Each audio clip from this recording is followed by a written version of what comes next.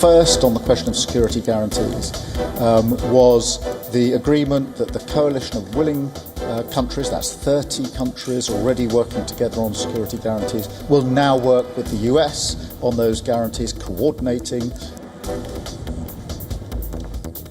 UK Prime Minister Keir Starmer says that US has committed to working with Ukraine's allies on security guarantees for Kiev under any agreement which would end its war with Russia. Describes Washington talks as good and constructive.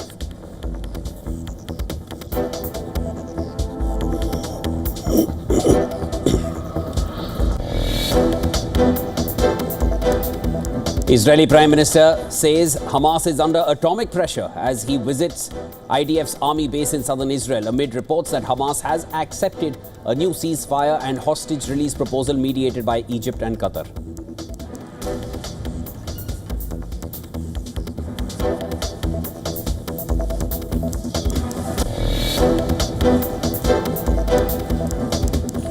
Protesters demanding early elections in Serbia attack offices of President Alexander Vucic's ruling SNS party before being pushed back by the riot police. Thousands of protesters take to streets of Belgrade and other cities.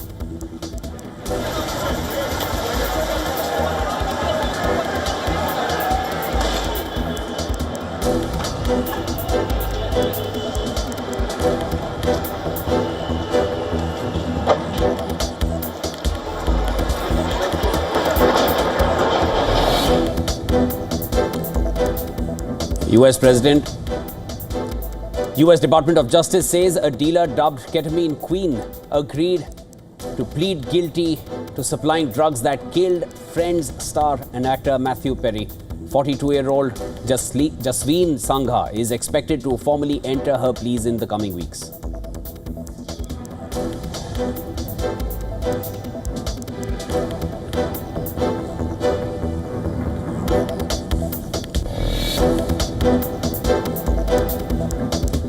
Global markets held steady Monday ahead of the Fed's key Jackson Hole meeting as investors watched Ukraine peace talks amid strong US earnings, with Wall Street near record highs and Asia hitting new peaks.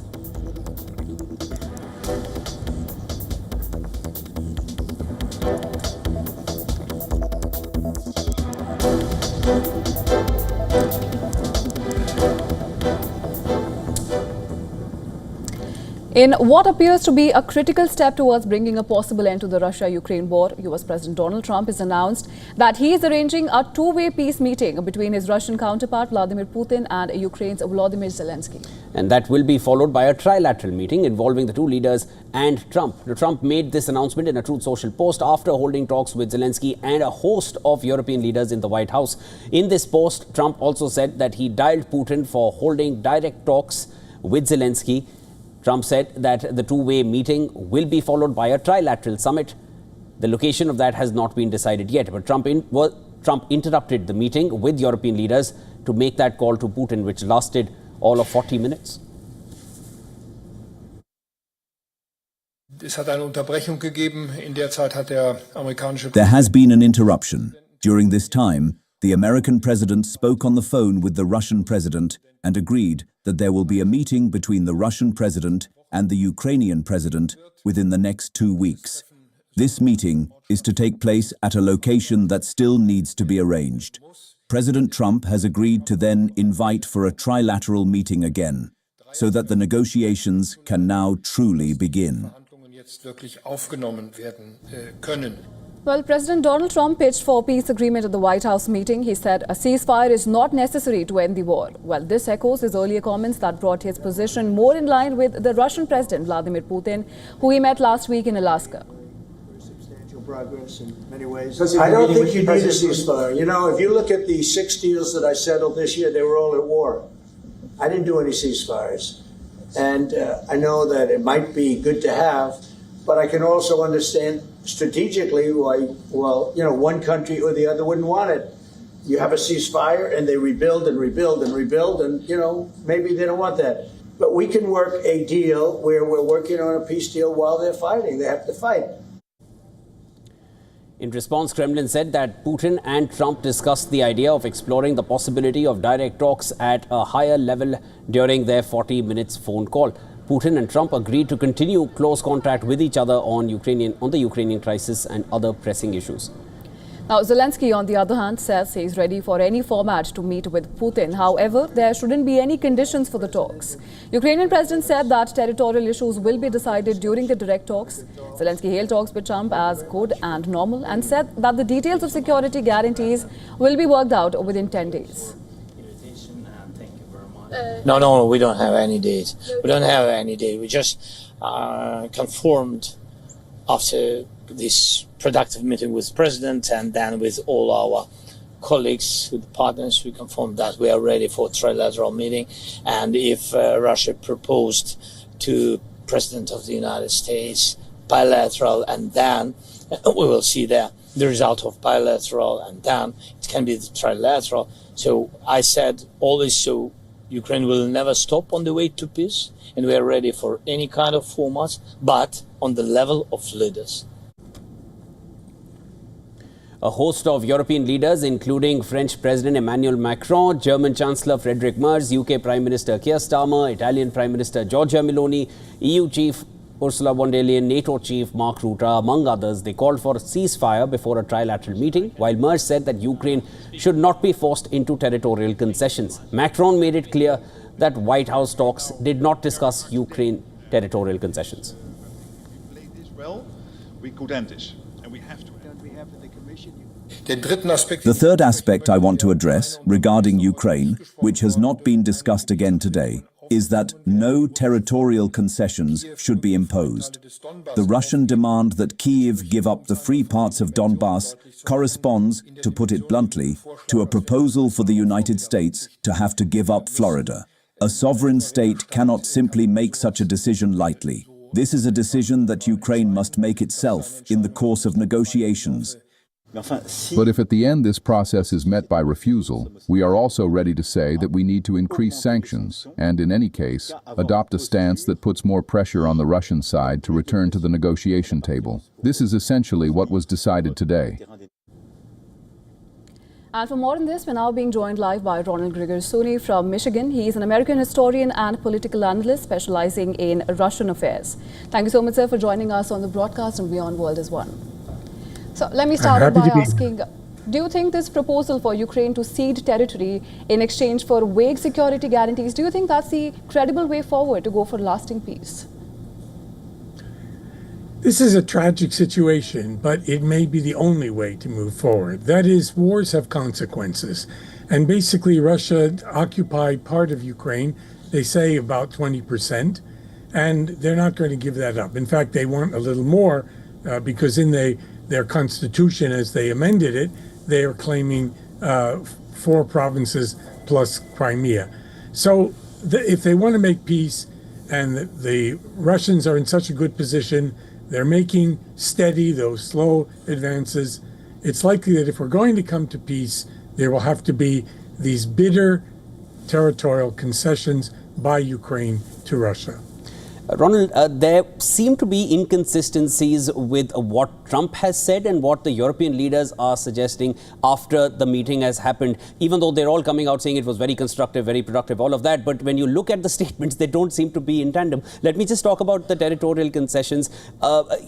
Trump shows a map to Zelensky, and it clearly shows certain parts of it 20% under Russian control. And Zelensky says, I like the map, I want to take it home. And then you have European leaders saying that territorial concessions were not at all discussed. How do you read this? I think that territorial discussions were mentioned here and there by Trump, particularly, by almost no one else. Certainly not by Zelensky, as I remember. But it's clear that that's what they're moving toward. And that the only way that you can really end the war is, sadly, and this is very tragic, as I said, by making these concessions. Where the boundaries will be drawn, whether it will be where the current armies are standing, or whether other adjustments will be made, that's what they're going to negotiate about before they finally come to a peace. And yes, you're right. There's not a unitary position between Europe and America. You heard some people talking about ceasefire, still bringing that up. The Chancellor of Germany. And Trump never would go in for ceasefire because Putin doesn't want that. Absolutely. And while we know that ceasefire is one sticking point, the other sticking point is, of course, the security guarantees again, which were talked extensively, but without much detail. Now, going into it, we've heard that they have said that they're going to get some Article 5-like level security guarantees. And of course, Europe and US are going to ensure and have an active role to play in that. But the other pertinent question is that what happens when Russia doesn't agree to this statement, which has happened in the past as well? Yes, so this was a big breakthrough that actually the United States, that is Trump, decided that he would participate in some kind of security guarantees. And you're perfectly right. They haven't been specific about it. That is, someone like Prime Minister Meloni mentioned, and this was indeed an Italian position at first, that other people accepted, that it should be on the Article 5 of the NATO treaty model. And that's a pretty strong guarantee, because that would mean that if Russia attacked what was left of Ukraine, all those powers that have signed onto this agreement, including the United States, would have to respond. Now, does that mean that there'll be American troops there? I doubt that very much. Trump doesn't like sending troops abroad. He'd rather pull them out, as he's doing with the Kurds in northern Syria. So that's not a starter. But is he going to give, will he be willing to give intelligence or air cover? That's a different matter. So that's part of what will be negotiated. What do these security guarantees actually mean? Ronald, and it was just days ago when it was just yesterday when they said that NATO is off the table, Crimea cannot be discussed anymore, and now US is agreeing to the security guarantees. Is Article 5 in place? There's a lot of confusion at best at this point. We will need to wait for clarity, but thanks so much for joining us here on World DNA. Pleasure speaking with you. Pleasure, my pleasure too. All right, let's move further from US President Donald Trump gathered European leaders and the Ukrainian president for the White House meeting to discuss a path to ending Russia's war in Ukraine. Now, as leaders gathered, a hot mic picked up audio of Trump saying, "I think he wants to make a deal." It was not clear who Trump was referring to.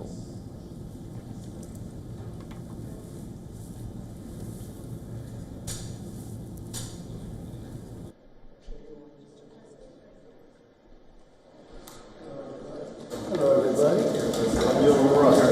Now I understand. You set up a trial.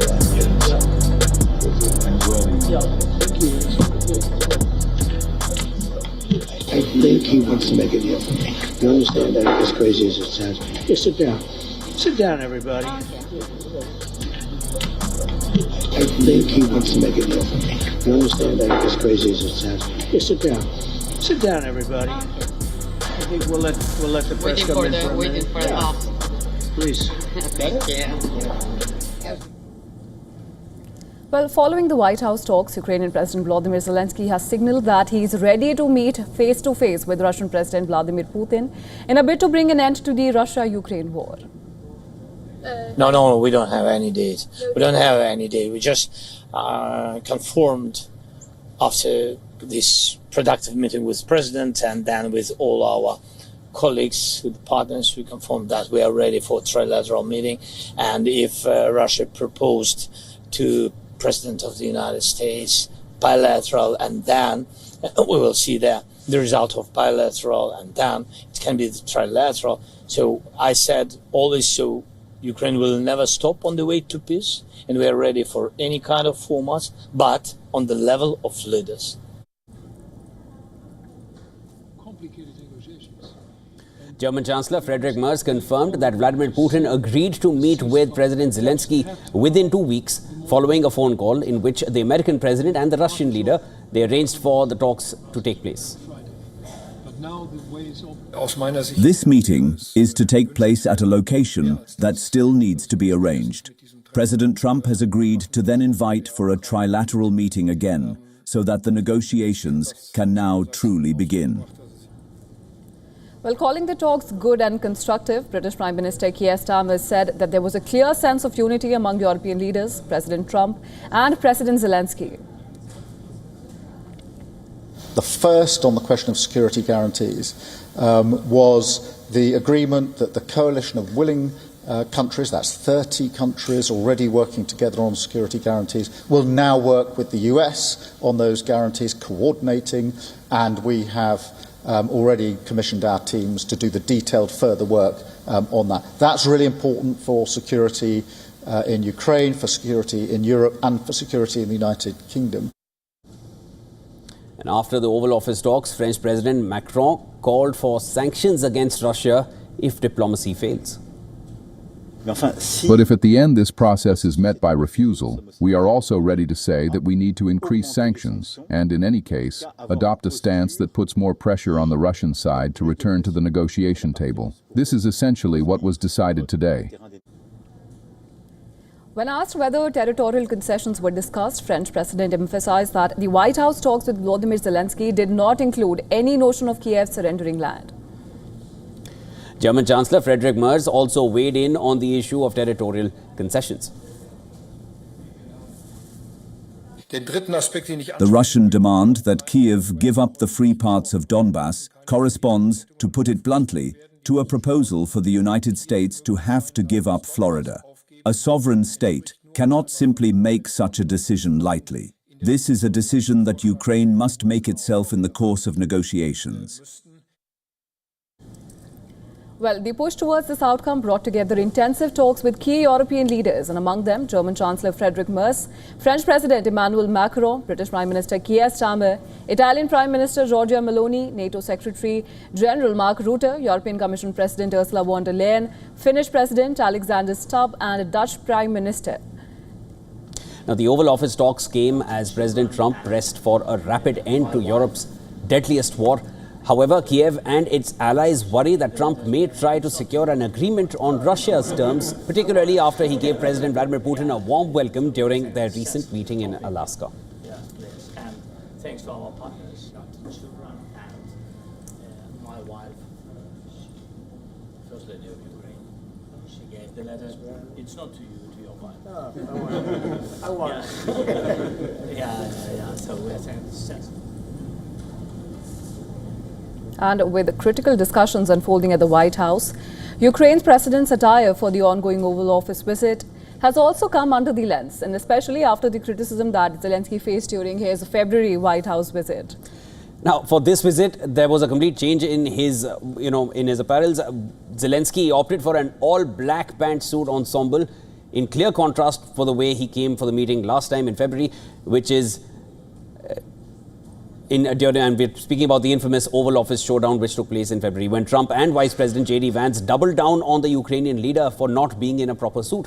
In comparison, the current visit for Zelensky has so far seen a cordial body language between the two leaders. An American journalist also commended Zelensky for his outfit. Listen in to this exchange.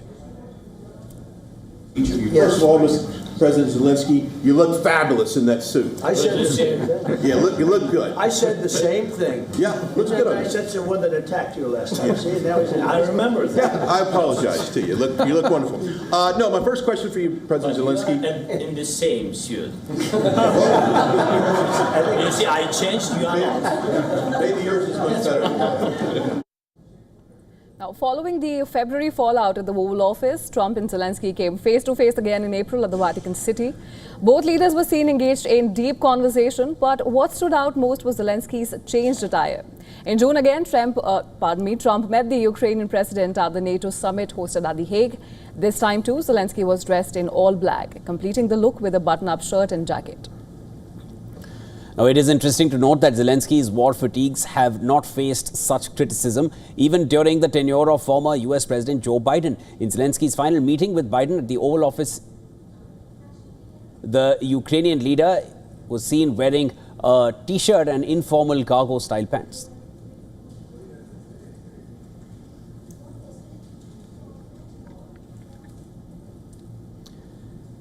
And US State Department has revoked the visas of 6,000 students since Secretary of State Marco Rubio took charge 7 months ago. Now, according to the officials, approximately 4,000 of the 6,000 visas were revoked because the visa holders broke the law. They also highlighted that vast majority of those legal violations were for cases of assault, driving under the influence, burglary and support for terrorism. According to US State Department, approximately 200 to 300 of those visas were yanked for alleged terrorism under part of the Immigration and Nationality Act that says that foreign nationals may be inadmissible to the US due to terrorist-related activities. Now, the Trump administration's latest move is part of its stringent immigration policy, specifically targeting student visas. This crackdown involves enhanced social media vetting and broader screening processes. The US Secretary of State Marco Rubio has said that he has revoked the visas of hundreds, possibly thousands of individuals, including students, for engaging in activities deemed contrary to US foreign policy priorities. According to the Trump administration officials, student visa and green card holders who express support for Palestinians or criticize Israel's actions in the Gaza war are subject to deportation, with their actions being labeled as a threat to US foreign policy and accused of being pro-Hamas. However, the administration had faced setbacks in two of the highest profile cases. In one case, Mahmoud Khalil, a legal permanent resident in US who led pro-Palestinian protests at Columbia University, was freed in June by a judge. Khalil, whose son was born while he was in detention, has since sued the Trump administration, saying it sought to terrorize him. Now, in another case, Rumeysa Oztek, a Turkish graduate student of Tufts University, had been taken away off a Massachusetts street by masked plainclothes agents. And this was for writing a piece in a campus newspaper which was critical of Israel, but was freed by a judge in May pending arguments. Donald Trump has been at odds with top US universities, including Harvard, over allegations of anti-Semitism following student protests in support of Palestinian rights amid the Gaza war. Trump has taken drastic measures against Harvard, freezing its funding and threatening to revoke its tax-exempt status.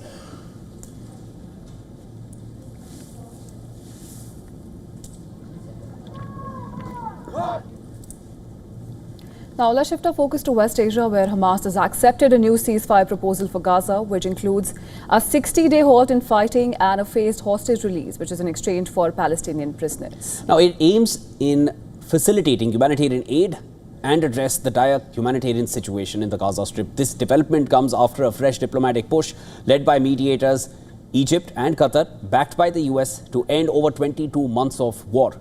The proposal, which includes a partial hostage release of Palestinian prisoners and aid entry, has been sent to Israel. Israel's response is pending.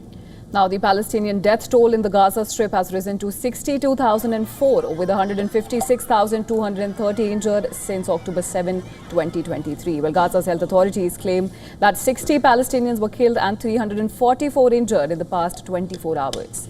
Of those, 27 were killed and 281 injured while waiting to receive humanitarian aid. Amid the ongoing ceasefire talks, as Israel plans to reoccupy the Gaza city and other populated areas.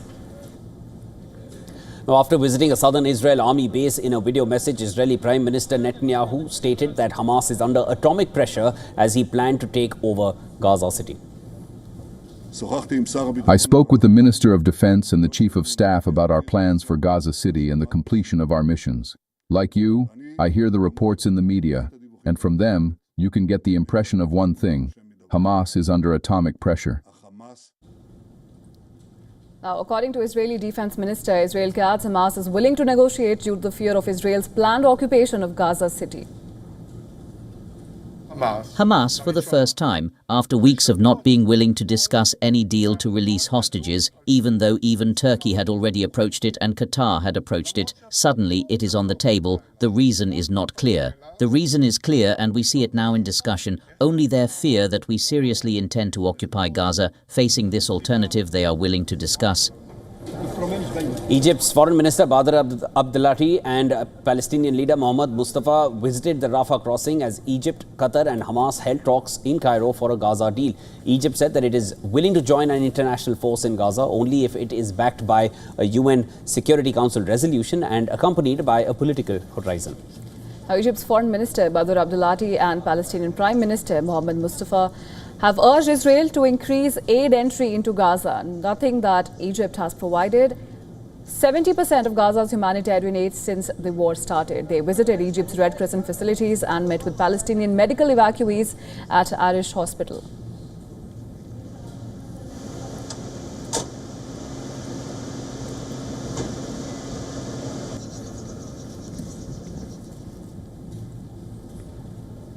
And with that, it's time for us to take a very short break. Don't go anywhere. World DNA will be back on the other side. After reaching record highs last week, major cryptocurrencies pulled down, bringing the market worth below $4 trillion. We'll bring you all the details.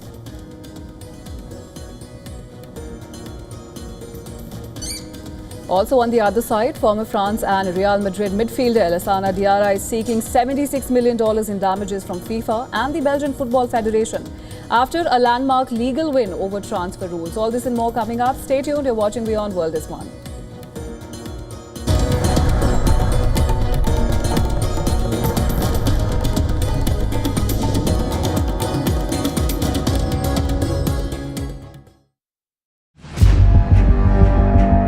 Where darkness hides behind every corner.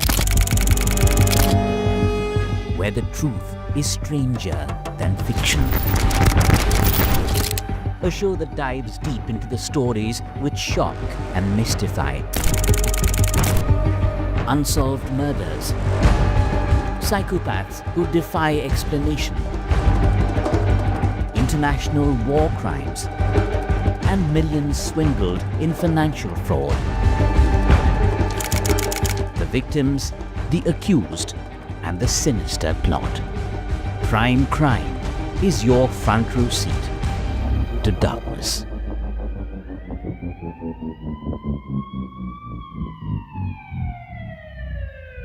WION, India's global voice, the channel that brings you the biggest stories from across the world through India's lens.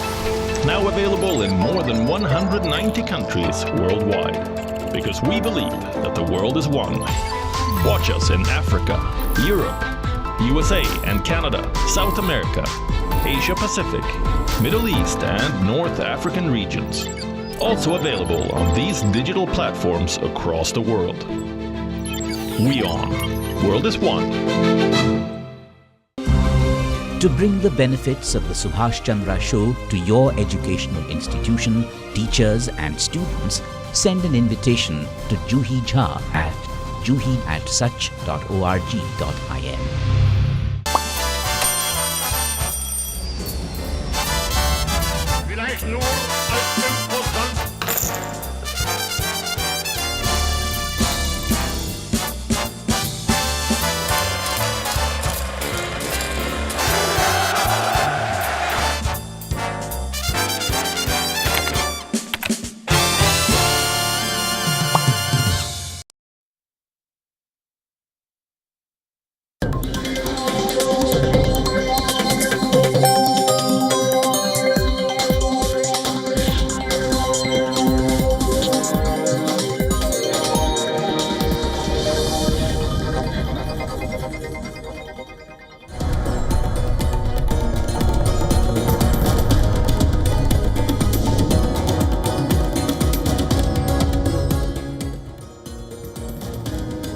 Welcome back, viewers. You're watching World DNA with Deeksha. I'm Shivan. Lots more to discuss. Let's start with the headlines. I think he wants to make a deal. You understand that, as crazy as it sounds?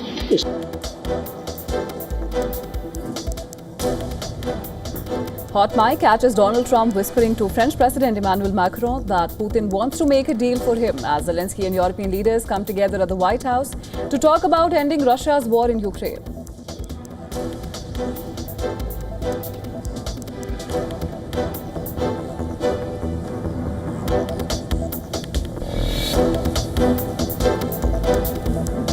Donald Trump says he has started arranging a peace summit between Zelensky and Putin after intensive talks with the Ukrainian president and European leaders at the White House.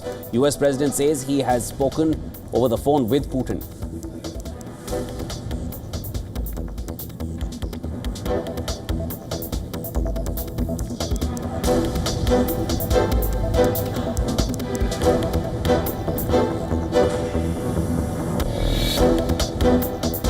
I don't think you need a ceasefire. You know, if you look at the 6 deals that I settled this year, they were all at war. I didn't do any ceasefires. Donald Trump positions himself as a peacemaker, claiming to have stopped 6 wars. Speaking to reporters at the White House, he says resolving Ukraine-Russia conflict would be his 7th major achievement.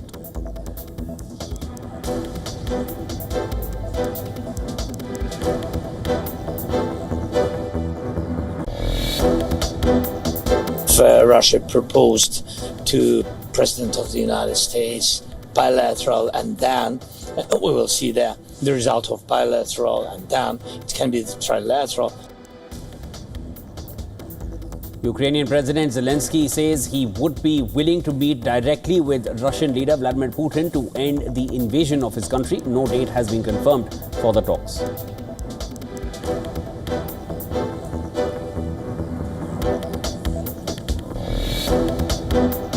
The first, on the question of security guarantees, was the agreement that the coalition of willing countries, that's 30 countries already working together on security guarantees, will now work with the US on those guarantees, coordinating. UK Prime Minister Keir Starmer says US has committed to working with Ukraine's allies on security guarantees for Kiev under any agreement which would end its war with Russia. Describes Washington talks as good and constructive.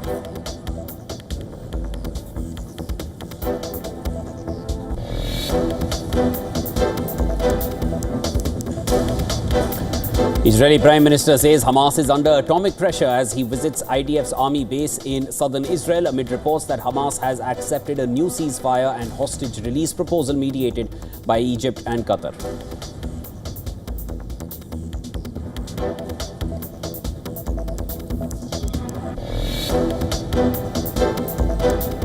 All schools and colleges in Mumbai and nearby regions will be closed today as India Meteorological Department issues a red alert in the city amid heavy rain which resulted in severe waterlogging in several areas.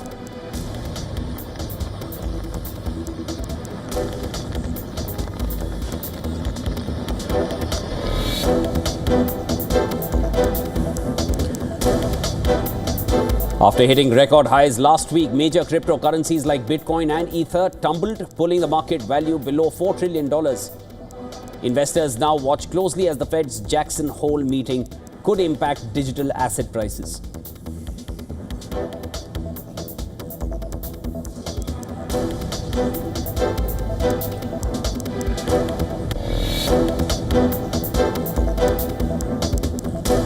Carlos Alcaraz clinches the Cincinnati Masters title after world number one Yannick Sinner retires. The Spaniard has won 3 ATP 1000 level titles this year.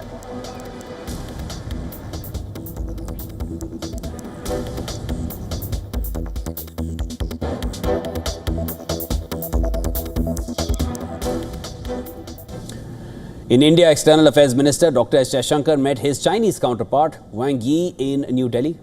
And in his meeting with Wang Yi, Jaishankar said that differences must not become disputes between the two countries, welcoming Wang Yi and his delegation for the 24th round of Special Representatives talk on border issues.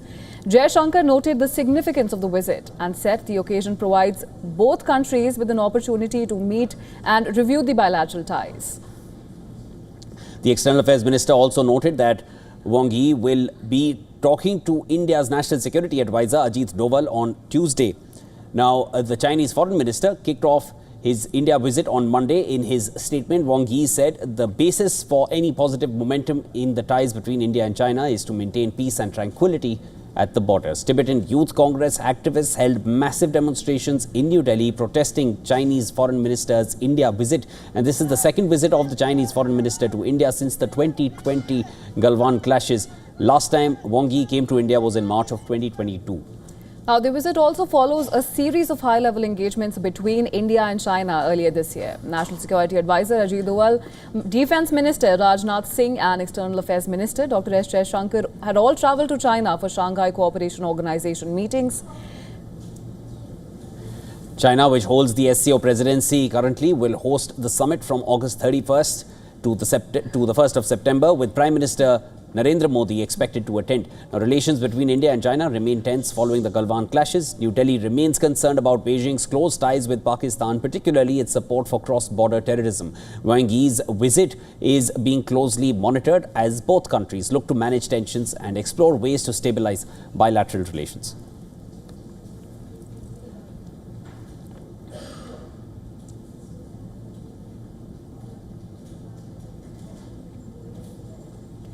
China's shadow over Kashmir is growing darker, from rifles to grenades and even satellite phones. And these are terror recoveries which are stamped made in China. And the trail runs from Beijing straight to Islamabad. into the hands of terror groups across Kashmir. Watch this next report from our special correspondent Idris Loan.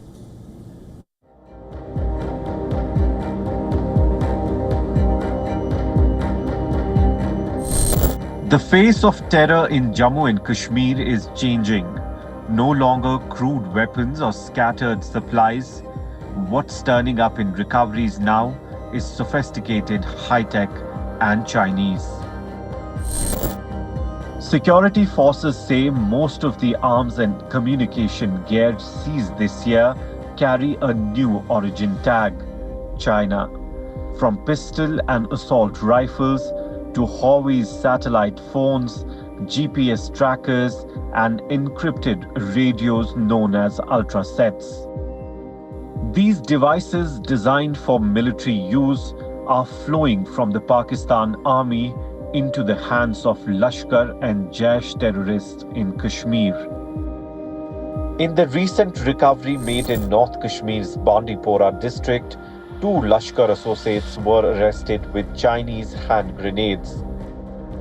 Earlier, in the Pahalgam terror attack, communication gear traced back to Chinese manufacturers was used to recce the area. The devices aren't ordinary phones. They are encrypted, satellite-linked, and designed to bypass regular networks, allowing terrorists to communicate directly with their handlers across the border in Pakistan.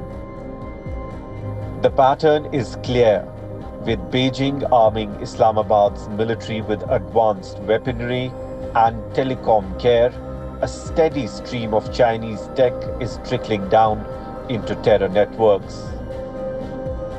For Indian forces, each recovery is more than a weapon.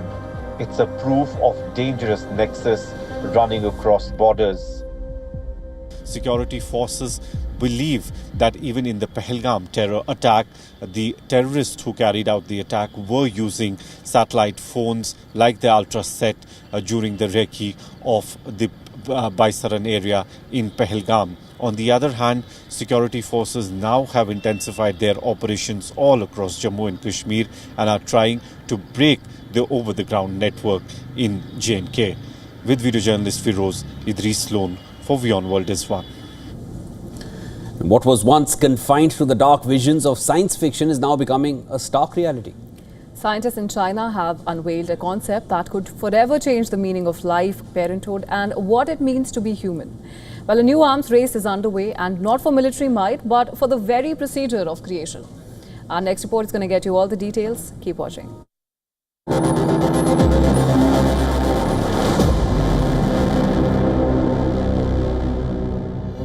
Imagine a world where the act of pregnancy is no longer a human experience, but a technological one. A world where babies are grown in a sterile, artificial womb inside a machine. Something depicted in sci-fi cult movie The Matrix, it's the audacious new reality being pursued by Chinese scientists. They are developing what they claim is the world's first pregnancy robot, a humanoid surrogate capable of carrying a baby to term and giving birth. This machine, they say, will be equipped with a cutting-edge artificial womb that receives nutrients through a complex network of hoses and tubes. The humanoid, priced at around $1,400, being reportedly developed by Kaiwa Technology, a Guangzhou-based tech company. But with every breakthrough comes a burning question. Just because we can, should we? For centuries, pregnancy has been the most human of experiences. Replacing it with machines sparks fierce ethical debate.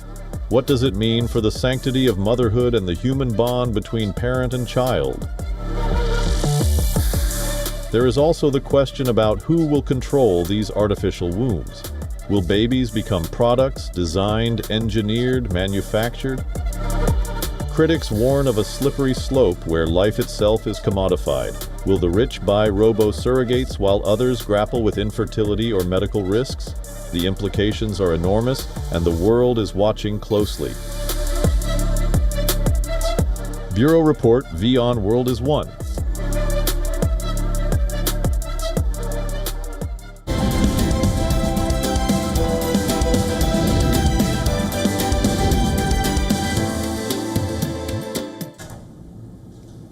And after reaching record highs last week, major cryptocurrencies pulled down, bringing the market worth below $4 trillion. Now, Bitcoin crashed as much as 2.2% to about $115,000. The second largest token, Ether, fell below $4,300. The total market value of all cryptocurrencies plummeted to $3.9 trillion after breaching $4 trillion last week to become the fifth largest asset. Bitcoin hit a new all-time high of $125,514 on Thursday. Last week, Ether was $100 shy of a record high hit in November of 2021. Now, a flood of institutional investments spearheaded by so-called digital asset treasury business has fueled a rally in crypto tokens. The rush to transform listed firms into platforms to purchase cryptos has reached a fever pitch, with the $25 billion crypto hoarding craze testing market nerves. Even CEOs who are in favor of these acquisitions are sounding the alarm about the possible consequences for digital asset values. And as a result, top tokens have since seen a decline, with the focus shifting to Fed Chair Jerome Powell at Jackson Hole this week.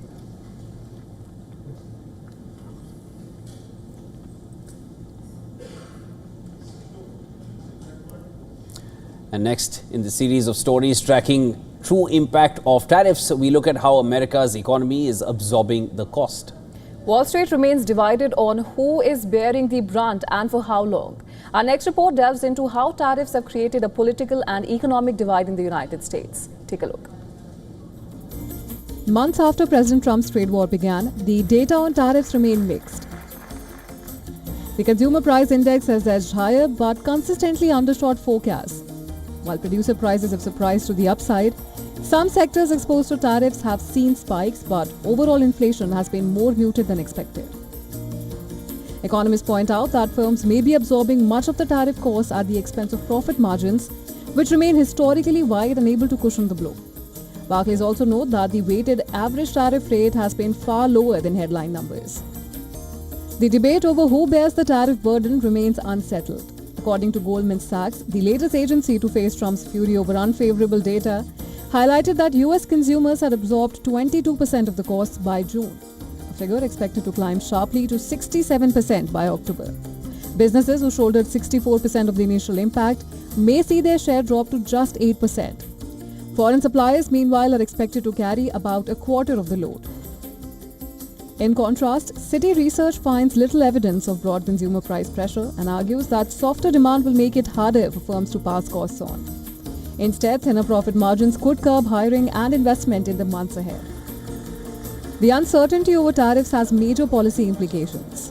Inflation has remained stuck above the Federal Reserve's 2% target, but employment data have shown signs of weakness. This leaves the Fed caught between persistent price pressures and a slowing job market. Citi argues that since most costs are still being absorbed by domestic firms, inflation concerns may ease, opening the door for a series of rate cuts starting in September. For now, Wall Street remains divided over both who is paying for tariffs today and who will bear the brunt tomorrow. Business Bureau, WION World is One.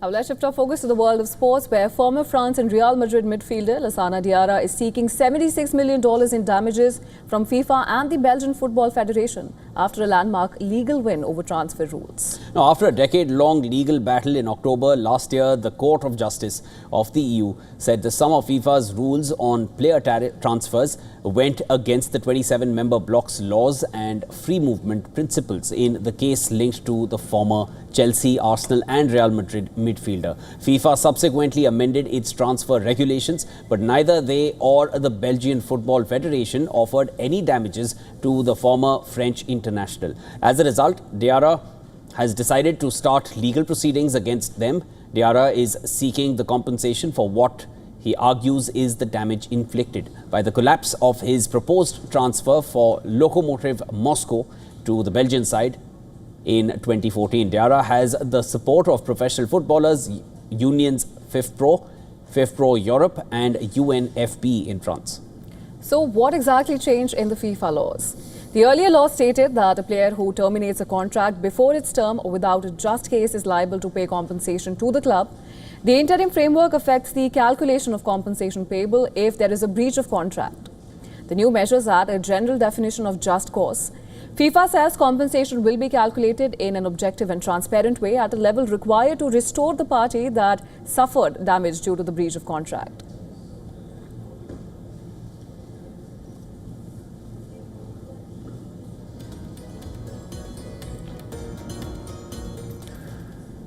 And a man who was arrested on suspicion of racially abusing Bournemouth forward Antoine Semenyo has been banned from every football stadium in the UK. Well, Bournemouth's opener against champion Liverpool on Friday was briefly stopped in the 29th minute after Semenyo reported the incident to the referee. A 47-year-old man from Liverpool was arrested on suspicion of a racially aggravated public order offence and has been conditionally bailed. As part of his bail conditions, he cannot attend any regulated football match in the UK and is not allowed within a mile of any football stadium. The force said that the investigation into the incident was ongoing and it was working closely with Liverpool Football Club. Semenyo went on to score twice, but Bournemouth lost 2-4. Semenyo later said on social media that the night at Anfield would stay with him forever because of how the entire football family stood together.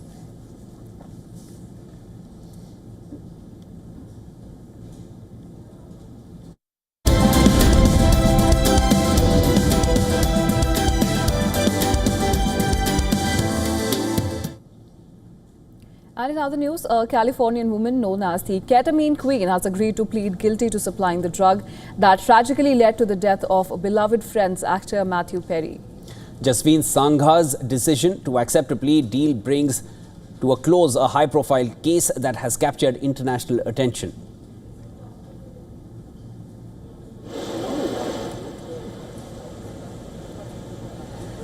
According to a statement from the US Justice Department, Sangha, who was due to face a federal trial in September, will now plead guilty to 5 charges. The charges include distributing ketamine and money laundering stemming from an extensive investigation into the source of the lethal dosage found in Perry's system following his death last October. Now, the announcement provides a sense of finality for fans and family who have followed the case closely. Authorities had been meticulously tracing the origin of the drug, leading them to Sangha, a known supplier in the Hollywood community. Her guilty plea avoids a lengthy and emotional trial, which would have forced Perry's loved ones to relive the painful details of his passing. Now, while the plea agreement's specific terms and potential sentencing are yet to be disclosed, it is understood that Sangha will now cooperate fully with the authorities, and this development marks a significant step in the legal proceedings, offering closure to a case that has highlighted the dangers of illicit drug use and distribution. The sentencing date is expected to be set in the coming weeks.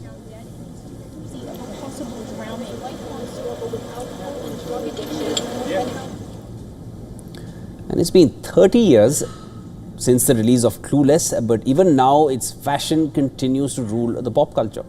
And now there's an update from the franchise where Cher Horowitz immortalized the face as if in the 1995 release Clueless. But what wasn't the only thing that she had immortalized? The Beverly Hills rom-com brought for some of the nicest fashion moments in film history. The preppy plaid skirts with matching blazers, clean white shirts, high hemlines and accessories like headbands and handbags continue to be talked about in how, while Clueless looks have left fans impressed, it also did a little something for Alicia Silverstone, who essayed the lead role of Cher. It's something that got her out of a style rut. I did take quite a few things when I was doing Clueless with permission. I took some of the outfits and then I gave them all away. Maybe he means that, so that I don't have them. Because I had this idea that it was a very delusional idea that I would wear all those clothes again. The film's fashion moments also received a nod from designers, including Christian Siriano, who calls Clueless one of his most favorite films growing up.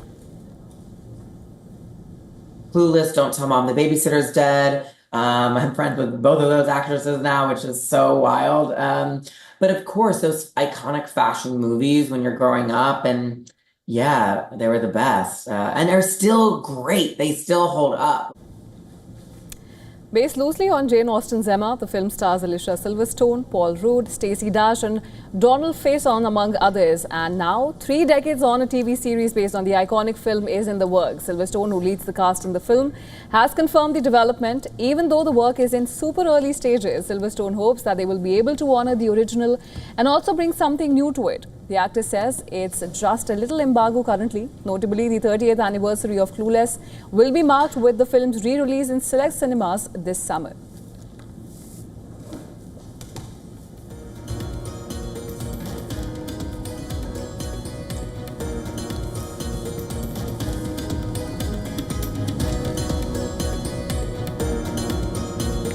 Well, that's all we had for you in this edition of World DNA. And before we slip into a short break, here's a look at all the climate stories making headlines across the world.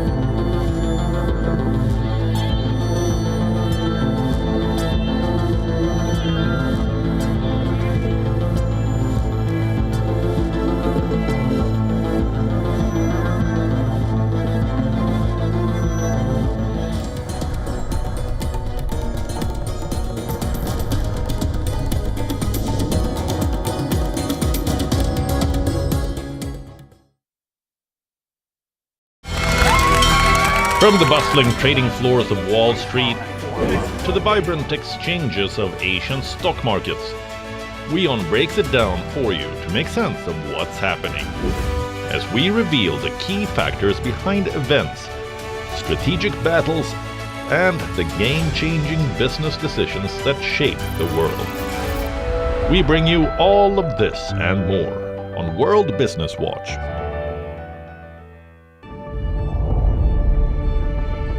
The Earth is sending distress signals. Wildfires, droughts, and melting glaciers.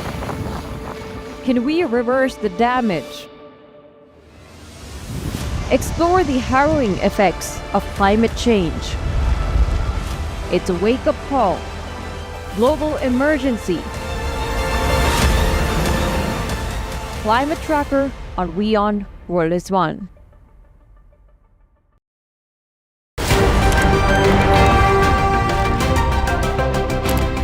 Ready to dive into your daily dose of news? Bringing you what's trending in the West and all that's setting trends in the East. And all of this served up with a side of insightful banter. We don't just bring you the latest stories. We bring you your talking points for the day. And while you do that, from the busy streets of New York, I will provide you with deeper insights on the developments through the course of the day in the U.S. The show that keeps you ahead of the global curve. A conversation you'd want to be a part of. A place where news becomes an engaging exchange. We bring you stories that impact your present. This is World DNA. Join the conversation.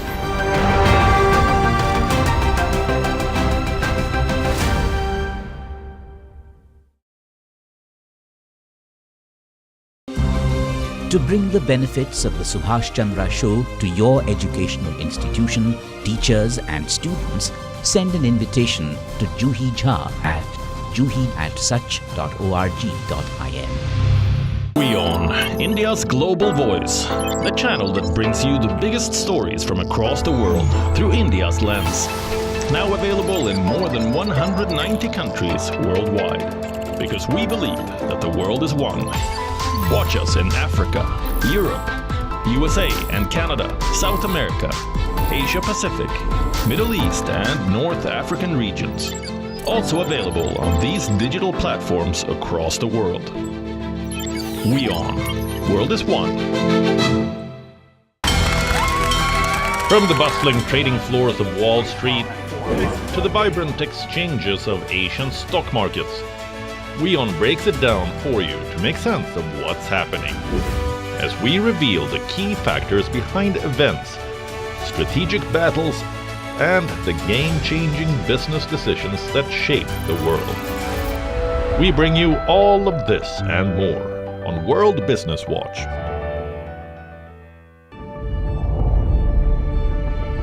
The Earth is sending distress signals. Wildfires, droughts, and melting glaciers. Can we reverse the damage? Explore the harrowing effects of climate change. It's a wake-up call. Global emergency. Climate Tracker on WION World is One.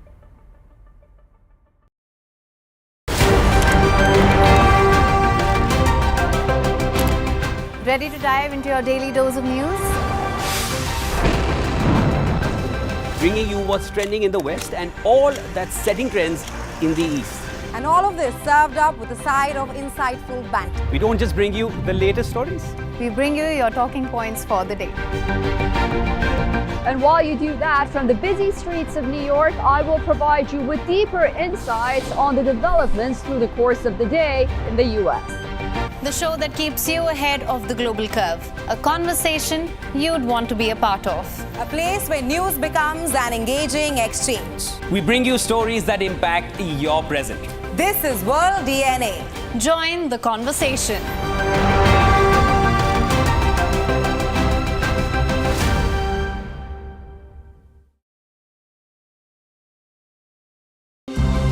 To bring the benefits of the Subhash Chandra Show to your educational institution, teachers and students, send an invitation to Juhi Jha at juhi@such.org.in.